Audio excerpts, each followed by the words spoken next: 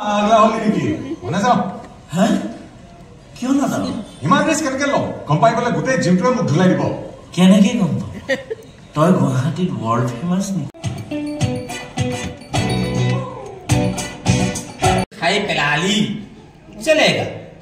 4 বছৰ মই লিলিমাই কৰিব নোৱাৰিলো ও भी चलेगा কিন্তু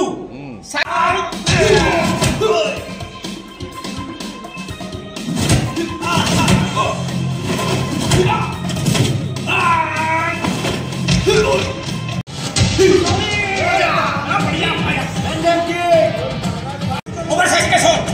sir coaching is allowed to hand the ball